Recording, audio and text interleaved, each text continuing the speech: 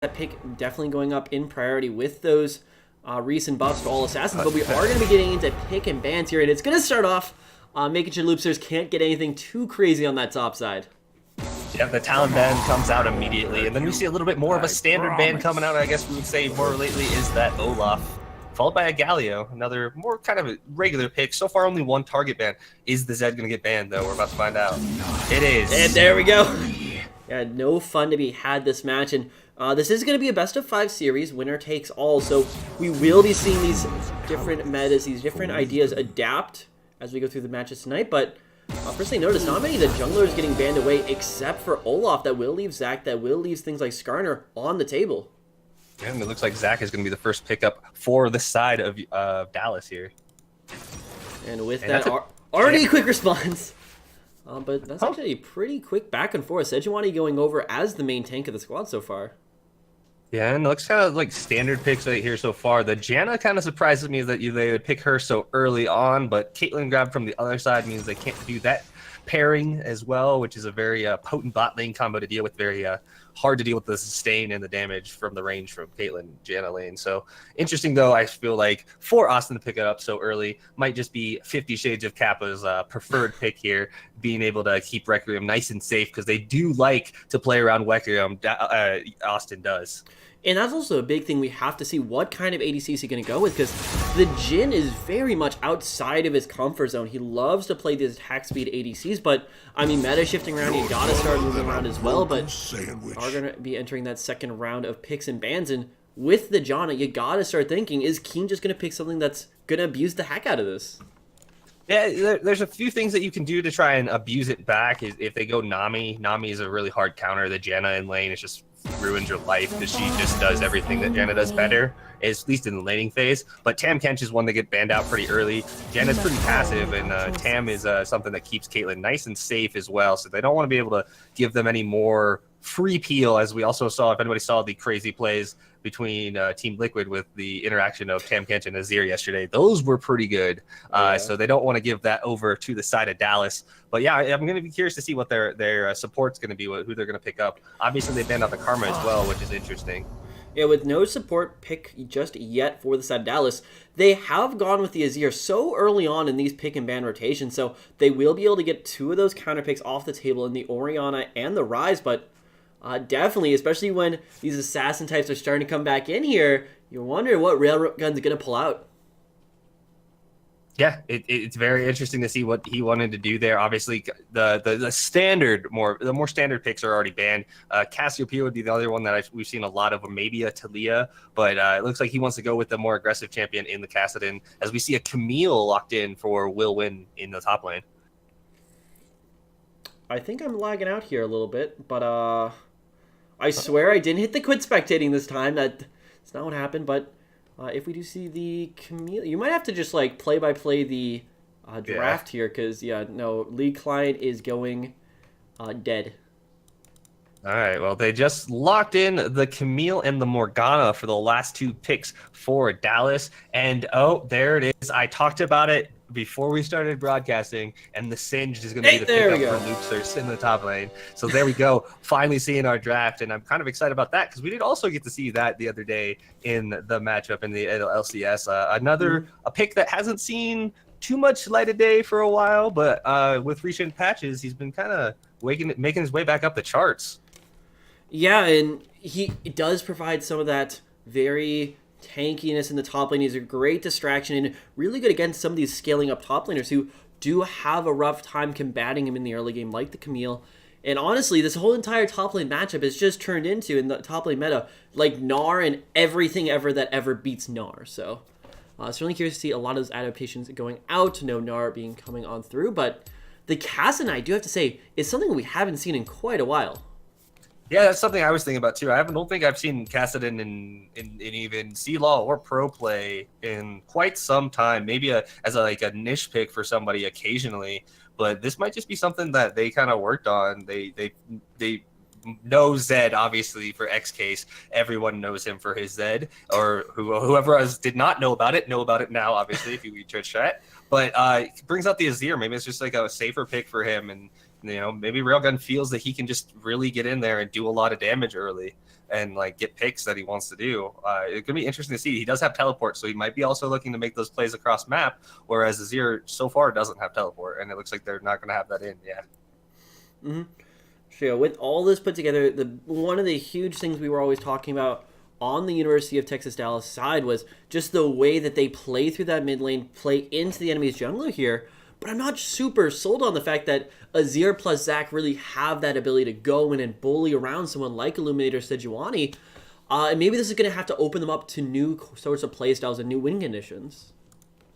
They're going to have to... I don't think Zac's going to have the most successful time ganking Caston in mid either. He's fairly mobile once he hits level 6, but we'll see if he tries to play around it early game just to get X case ahead, and then he can start roaming around the map. Obviously, like you mentioned, Sejuani is not the easiest person to invade, but it is possible. She does have a relatively slow clear, and she does get relatively low early. So if they have the right vision, the University of Texas Dallas could be looking for some early jungle invades. Yeah, and I mean, whenever we're talking about that jungle invasion game, we're always talking also about what lanes are going to be winning, what lanes are going to be there to back them up. And if Faith wants to get in that jungle, first thing that comes to my mind is Caitlyn plus Morgana bot lane. I mean, you hit one binding, you get like 5 rotations of skills just in your face, and definitely not the easiest thing to play against, but Janna also going to be able to put out some deeps in the lane. Yeah, Jhin Janna is pretty safe, I would say. Overall, they can really buff the Jhin if you use the shield in the right timing, can win trades fairly well.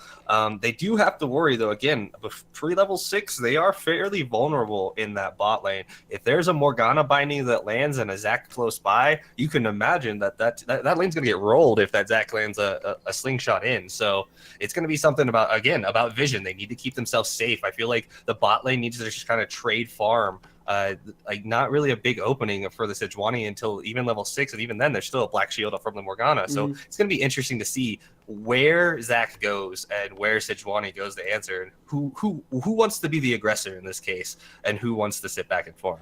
Certainly so, and a huge thing for Dallas is they just seem like they have so many different win conditions. They've got the top lane Camille that can obviously snowball to control. We've seen the Triforce Camille just obliterate towers by looking at them. Mid lane, Ugan Azir, one of the highest DPS mid laners in existence once you get to that like 5-6 item mark. And then the bot lane, an extremely aggressive lane with the Morgana, with the Caitlyn, and it really feels like Faith is going to have the pick of the litter here wherever he wants to go.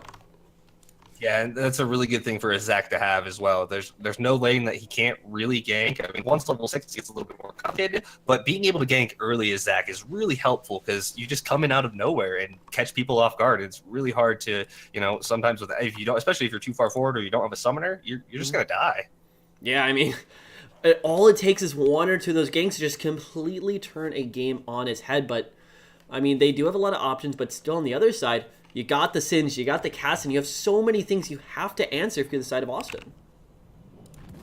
Yeah, and they have, again, you have to make sure that Singed just stays under control. Kassadin doesn't get too many roams against the Azir with the teleport. It's just about controlling the map for both squads, I think, early on. For Austin, it's about not giving Zac easy games. Make sure they know where he is and not giving it away. And then for Dallas, it's about making sure that Zac finds the right ganks or finds something, finds invades or finds some way of getting ahead of the slower farming Sejuani, and then being able to turn that into an actual team fight early on. But here we go on with the Rift. Yeah, we'll have to see if these teams are actually able to follow through on those plans as we get into the game for match number 1. On the blue side, it's going to be University of Texas Dallas with Will Win in the top lane, Faith in the jungle, X-Case in the mid lane, the Johns on ADC, and Keen rounding out the team on the support role. And then on the red side, we have the University of Texas Austin with Loopers on the Singed, Illuminator on the Sejuani, Railgun in the mid lane on the Kassadin, X-Requiem on the Jhin, with 50 Shades of Kappa on Janna in the bot lane. I have to say, first thing I'm noticing here is pretty safe starts to the match. No one's going to be feeling out too far. No one wants to cross that mid line. So hopefully I don't think I've ever seen a safer start. Like, that's like the perfect start you want from everybody. All the lanes are watched. No one's trying to be aggressive. Everybody, I mean, it's game 1 of a best of 5 though as well. You got to remember that. So yeah, that is true. No one wants to make them early mistakes. Yeah, the momentum game is just so important because when you get into these best of 5 series, it's not only just, okay, how do we win game 1? How do we win game 2? It's almost this mindset, but Texas, honestly, they're going to look pretty darn aggressive. Dallas Jones has to kite away And that could actually be a huge start to the lane here, taking off half the HP bar from the Johns. Yeah, that's a really unfortunate situation to be a Caitlyn and walk into that. Luckily for him, it was just a level 1 Jhin and a level 1 Janna, so they do get a lot of damage done, but it doesn't force out a kill or anything like that. Ignite was saved by the Janna as well. So they will be heading on back away from that one pretty effectively. But Railgun, oh yeah, he's going to be taking quite a bit of damage in this early game. And we do got caught in minion, didn't he? Yeah, he's not really respecting this matchup too much, and I'm not sure if I can blame him too hard because this matchup is just something you don't see very often anymore in the current meta, but yeah, just look at that CS disparity. Even on the first few waves, 10-1, and top lane Loopsters is definitely going to make Wilwyn's life a living hell up here, as Sin just tend to do. Yeah, and with that little like mistake early on, he's Railgun has lost a ton of CS and he's taking a ton of damage. X-Case is just demolishing him in lane, not letting him CS, but also just doing tons of damage to him. This is not looking good for the side of Austin already. And they picked into this matchup. I mean, you pick into it for the late game, but right now it's just not feeling like they're confident in the early game. So Railgun certainly going to have a very long road to that level 6, to those multiple items. But even so, look at this invade. This is so aggressive. Yeah. Faith is hiding around the corner. Let's see if the Illuminator is actually going to be able to steal this one away. He is right here, 1k on the red buff. Faith is now going to be alerted to his presence, but the bot lane is already starting to roam up. Faith is so pretty low. Flash goes out. Oh, we got it. Ignite. So Illuminator will be picking that one up, and he should have the rush on over the wall. So great invade coming there from Illuminator. Such an early smite there from Faith. Yeah, that was a little odd to see. That it was a super early smite and just gave it over. But finally, a little bit of good things going for the side of Austin. Knowing that the Azir is pushing in lane, Illuminator felt safe to push in and do that invade by himself. Yeah, normally in a game, you really feel like the jungle pressure is always linked to who's pushing out that mid lane, because theoretically, XK should have been able to walk on over, back up his jungler, but such a good job from Illuminator to get in there without being seen and start to really hurt Faith's early jungling, because the Zac pick is something that really needs to get some levels, get the max range of your E even higher, so you can actually pull off these ganks. And it's a little odd to see. I mean, obviously there's no super farmer jungler like Skarner in this match, but normally Sejuani is the one that normally is a little bit behind on the rotations just because of her, she has damage and she just loses a lot of health early on before she has items and does all her damage that she needs to once she has all her levels. But it's interesting to see that now with that early red steal, Sejuani is going to be the one that has the advantage in gold for now. We'll have to see how they're actually able to keep this one up, because Faith is still going to be looking for one of those very early aggressive ganks. And he's definitely got his work cut out for him, but so far the bottom lane is staying pretty even. Yeah, and with that with that red seal, when Illuminator came mid to make that gank, he actually put enough pressure on that the CS scores evened out a little bit more in mid lane. So kind of indirect approach there. And even with that still, the jungling will be continuing for now on both these sides, where Faith's still taking down that Gromp on the top side. Nothing going out too far, but already you're seeing a little bit of divide here in the Vision game. You have a good amount of control now for Dallas on this top side of the jungle, whereas bot lane is basically going on Austin's side. Yeah, and it's so far not a whole lot going either way in the farm difference or anything like that. But here comes a gank middle.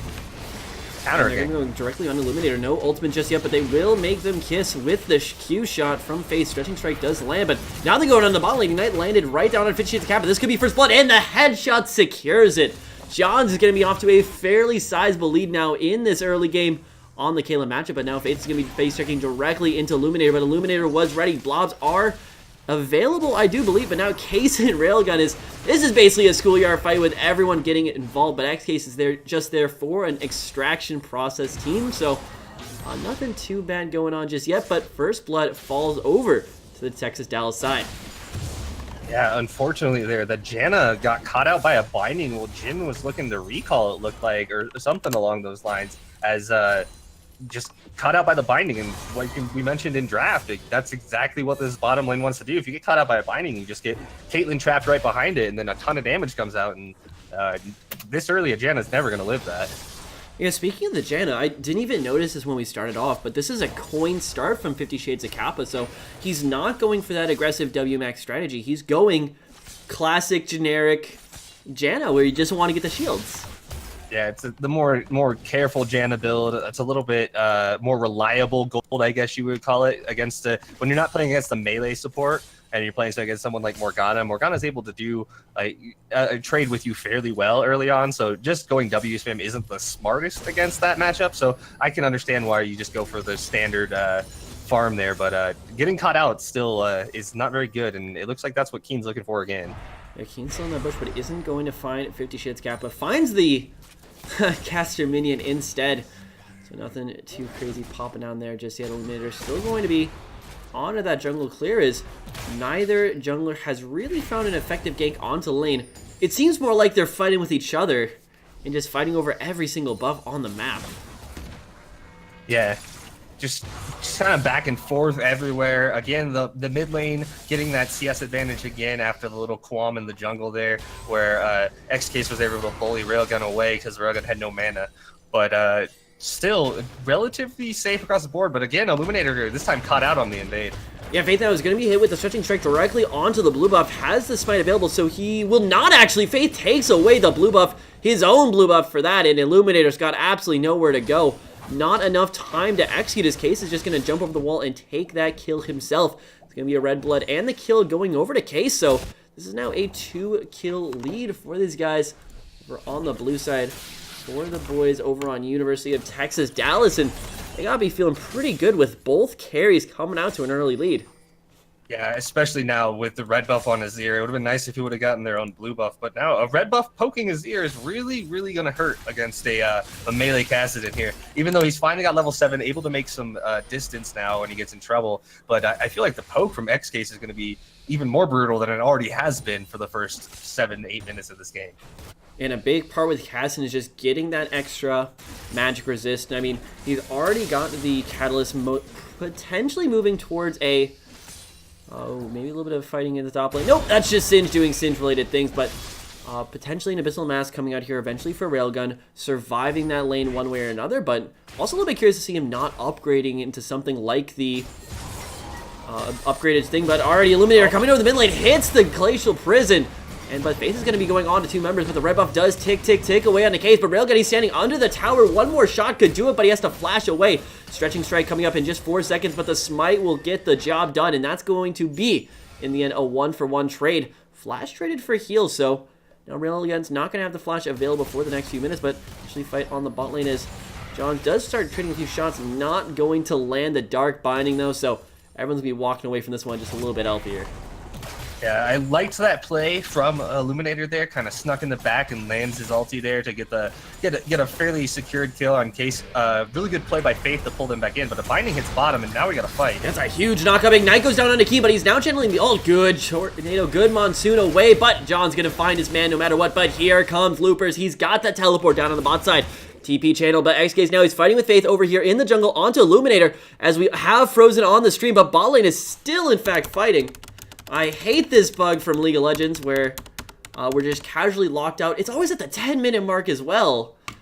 But either way, fighting goes down on towards the bottom portion of the map. The second death of the game for 50 Shades of Kappa. And yeah, Riot Games is absolutely destroying us. Yeah, are you frozen? I am frozen. All right, well, right now, it looks like everybody kind of backed off. No one else died after that fight, though. Kind of everybody going back to farming their own areas in the jungle. We're back in game. That's good. JK. But kind of a wonky fight there where it was kind of weird that the Loopsers got in the teleport first, but they weren't actually able to pick anyone up on it. Will Win eventually did match the teleport and kind of nullify the advantage that was there and kind of send everybody home. But good gold lead now for the side of Dallas going on here. This is the most unfortunate of circumstances.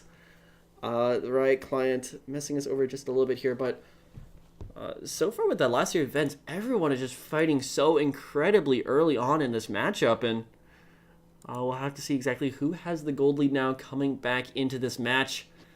Reconnecting, there we go. We should be good. Are you at 11:24?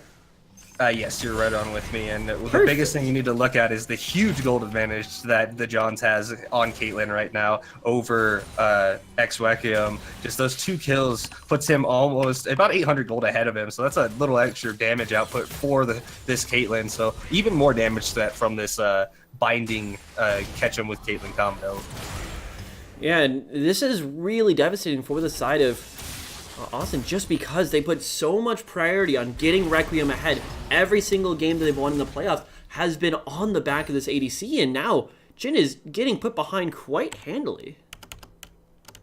Yeah, and they end up getting a dragon here too as well. Very helpful. It's just a Cloud Drake, but Cloud Drakes are always something that's kind of helpful. As a Janna gets hit by another binding and a Caitlyn trap, 50 Shades of Kappa is just not having a good time here right now. No, most certainly he is not, as once again we have another spectator error, so we have a fight going on where Illuminator and Faith kind of ran into each other near the Dragon Pit. Nothing really happened, though. They both kind of just walked away from each other. Actually, Faith did use his ultimate there and missed it, so unfortunately for them, that is not going to be something going to be able to use here. As a fight looks like it might be breaking out bottom as Illuminator rotates down. Yeah. Looper and We Will are kind of fighting up top as well, and Illuminator comes in with the Sejuani ulti on the bot lane and misses it. So the Johns and Keen able to dodge that one out without having to waste any summoners. Sorry once again, ladies and gentlemen, for this technical delay.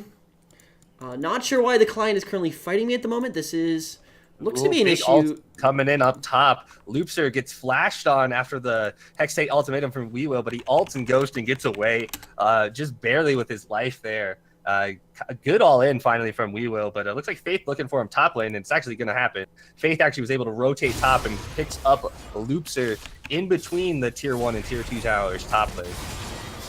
Yeah, and so far there's still not a single tower taking it in this matchup, but that kill lead is starting to grow out this lead. And I mean, with the Johns as far ahead as he is, I cannot imagine a world in which this bot lane tower is alive for the next few minutes here, but so much damage going across. Requiem trying to push on forward, gets so much of John's HP bar, who has to walk away with less than half HP still in his hands, and missing most of his mana, so a good initial push out. But Requiem gonna take, looks like just a Dark Binding Force troubles.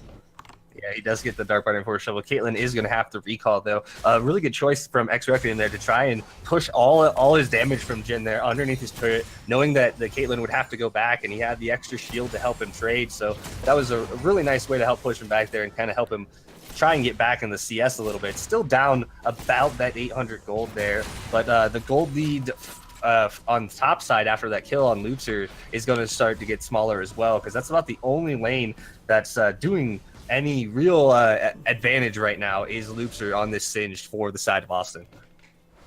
Yeah, and that is critical, at least have something going for him, because they do have a lot of late game skilling potential with Railgun.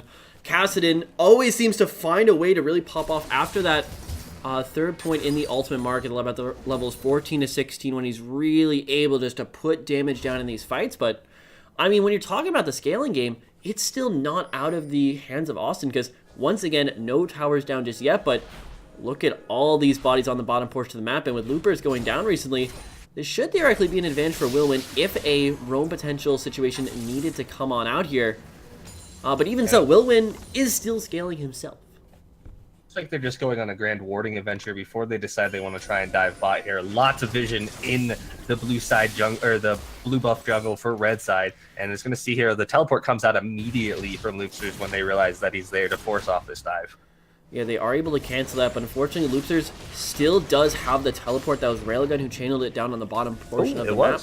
So it's not going to negate all of the potential defense here for Austin, but it does negate quite a bit. But it looks like in the end they're just not confident enough to pull off that play, even though they did get the TP out. So we're looking for them to finally convert on that advantage gain, and hopefully they will in the next few minutes here.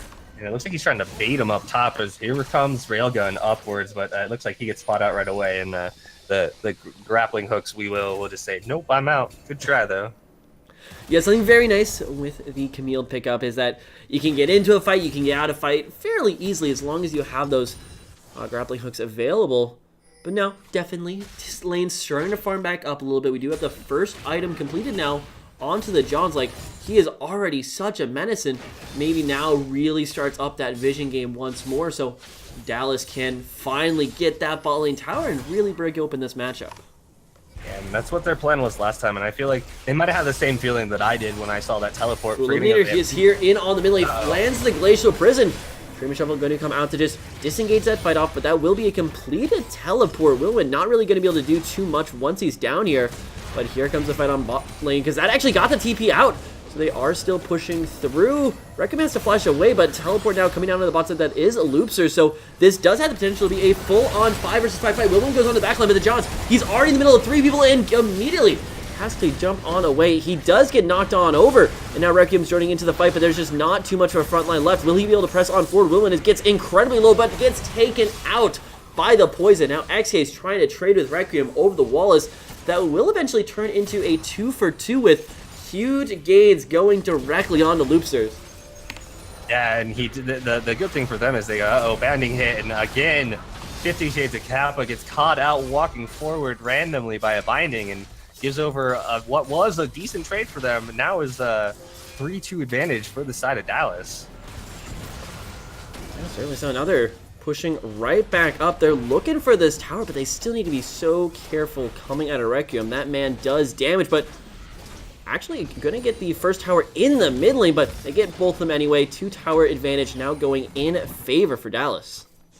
Yeah, that unfortunately for them, Kappa getting caught there just really put a damper on that entire trade that was originally a tower dive from the side of Dallas. Austin felt like they came out pretty well there originally when it was just 2-for-2, but now it turns into a 3-for-2 and 2 turrets. Huge gold swing for the side of Dallas, and Austin just gotta have to be wondering what's going on there, as in that first fight, Railgun got immediately targeted and destroyed with everything from the side of Dallas, including the Hextech ultimatum to lock him in place so he wasn't able to ultimate away.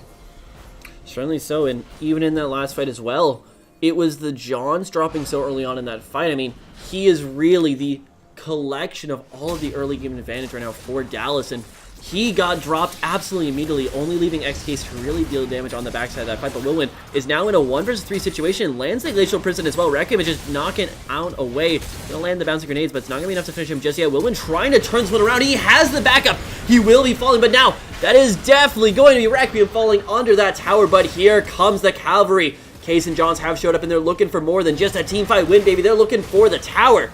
First skill goes on over as well, and this is just really great map rotations coming out of Dallas as they will look for this tower. Yeah, this time it was the play was coming from the side of Austin with the 3-on-1, it felt like, and just baited out fairly well by Will Win here, just barely able to use his Hextech ultimatum. It looked like he was going to get away, but he decides to use it, lock people in place, and they end up getting 2 kills for his death, and they should get this tower as well with the power spike that they still have on Caitlyn over Jhin. So this might be a little bit longer than just right now to get it, but this time Dallas, instead of getting caught out, they're the one that catch out Austin and get ahead here even further in this first game of the best of 5. And remember, that entire play was started by Austin. They had Illuminator engage on that top side. They were able to knock off Wilwin, but at quite a price.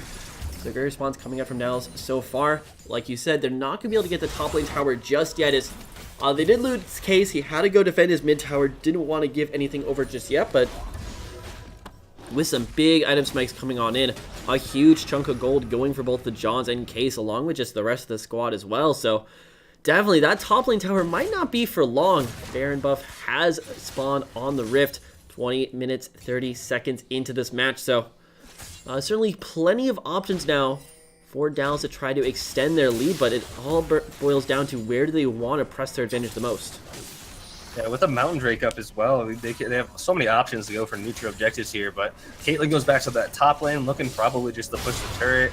I would assume that they would get the turret and then maybe look for an objective after that, but with mid open, they should have a lot more aggressive vision going on for the side of Dallas right now. A lot of their vision is shallow, so they're not going to be able to make too many plays, but it looks like they are going to make the play, and Faith is going to do the Dragon solo again. Yeah, I mean, you don't always need too many people, you just need the control of the pit itself. Case might have to be making a hasty exit there from the mid lane, but gets out nonetheless. But with no vision on the pit, it seems like Austin is not really going to be able to even think about contesting this Mount Drake. Certainly not the end of the game, but a nice to have for the Dallas squad as, once again, Baron's still up, Tower's still on the docket here. A little bit of trading in top lane, but nothing landing just yet. And potentially now our first aggressive move of the last few minutes is, it does look like both Case and Wilwin are really converging on this blue buff, but they are surrounded with not much backup. Faith is already making his way out.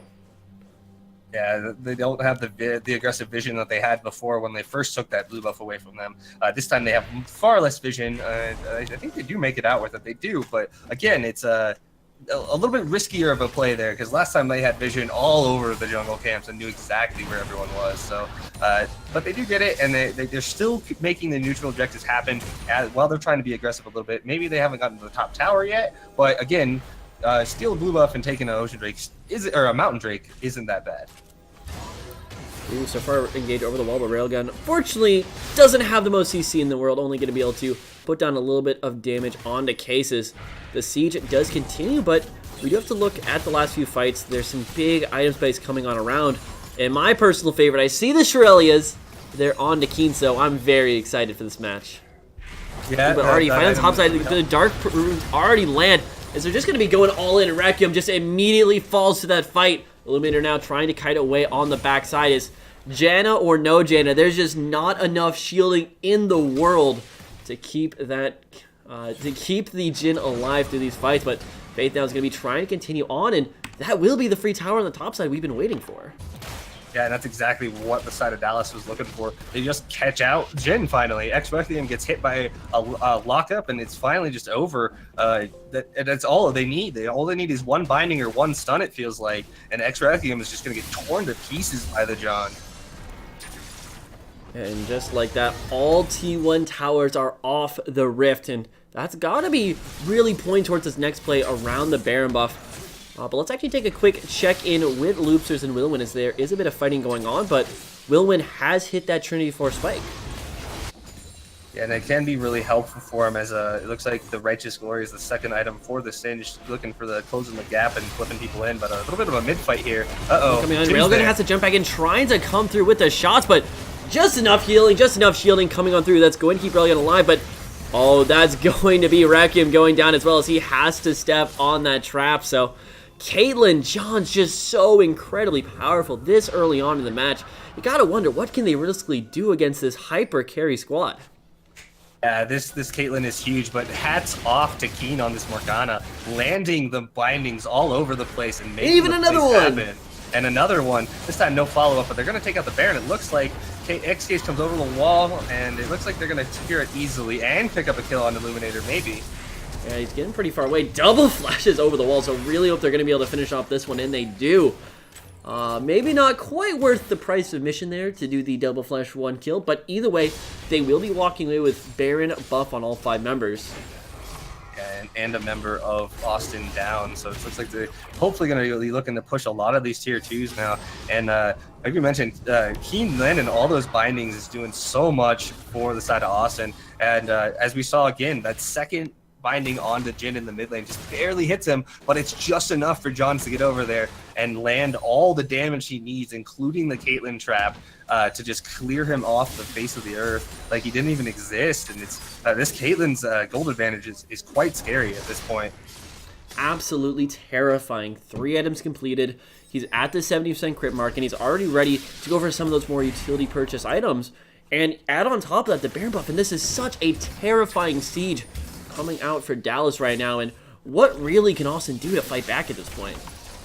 They gotta find a team fight. I feel like the Loopers is the only one that's had an advantage, but then when they make those team fights where he's there, it's the only time they ever win. But we gotta fight up at top again. Going in, Let's Bounce brings right back. Looks like actually Fate's going to be able to knock off the Cassidon. Even so, Kate's not going to be able to do too much more, but Wilwin taking a good amount of damage off that fight as all the rest of the Dallas squad is just shoving down this top lane. Looper, he might not be done just yet, but does he has enough?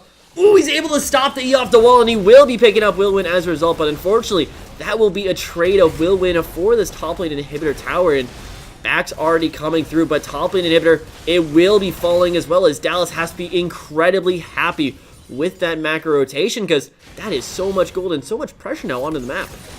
Yeah, getting out of the side lane is huge, especially the inhibitor down this early, 26 minutes in. This is going to be really hard for the side of UT Austin to deal with, and that's all they that's all Wilwin has to do at this point, though. I mean, it was a long, drawn-out fight, and yes, he did end up dying, but he bought so much time for his team top, where they could just easily 4v4. It was a 4v3 because they had already killed Railgun off of a nice ulti from Faith, but yeah. Keep Loopers busy somewhere else, and what is he gonna do? Stand there and, oh well, I killed someone, guys. What are you guys doing? Yeah, they really need Loopers in these fights. I feel like to lock someone down and get a kill. I think that's the only way that it's gonna really give Austin a chance back in this game is if they can find a pick. But I believe they have to find that pick when Loopers is there. Alright, Faith now going aggressive. Tries to use a stretching strike onto Illuminator, but he will be getting out here. But this is a full team rotation, but is Case actually safe here on the side? The short answer, maybe no. Long answer, maybe no. But Loopers is going to go right on in. Case able to jump over the wall, able to reposition himself. And now we are so aggressive on the bot side. Johns has already picked off the first kill to fight. Now Loopers most likely going to be the next fall with Case trying to knock him down. But no, just not enough. Railgun going to be the next casualty of this fight. And that is a 2-4-0 going in favor for Dallas. And that is for sure another tower and another inhibitor in their eyes.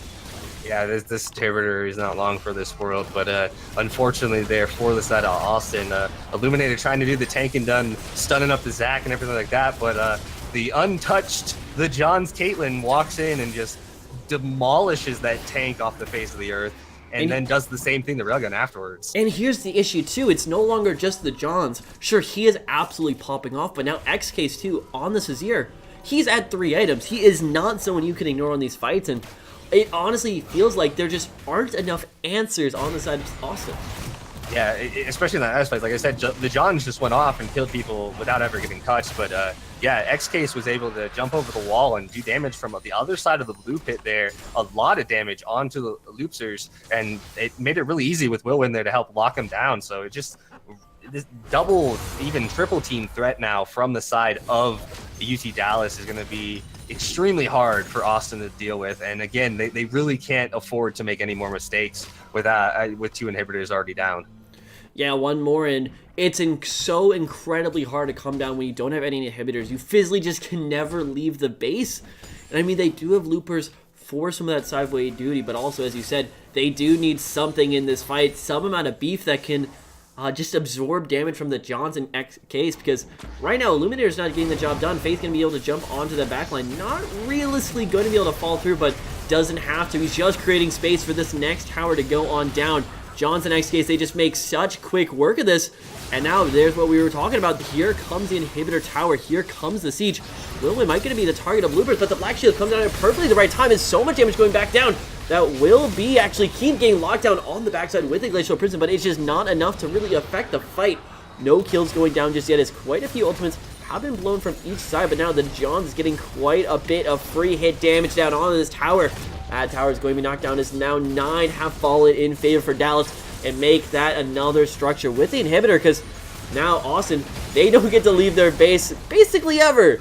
And Dallas, they might actually just be looking for the game here. Stretching strike lands onto Loopers, but not able to solidify that kill just yet. But Johns is very happy just to keep distance on that one. And that's going to be the first Nexus tower of the match. And without an engage here, Austin, they have absolutely no way of winning this. Stretching strike lands on a Requiem on the backside, but he doesn't have too much follow through on the back as well. Let's bounce captured. Absolutely nobody but Railgun. He's going to go down, and that does trade. It's one more kill going on over Illuminator, the next target, but no flash forward the Johns. He finds the next kill on the Requiem. They're looking for him all, and that's just going to be to pad the KDAs as University Texas Dallas. They're going to take game number 1 in this best of 5 in the Southern semifinals here at CSL CLOL.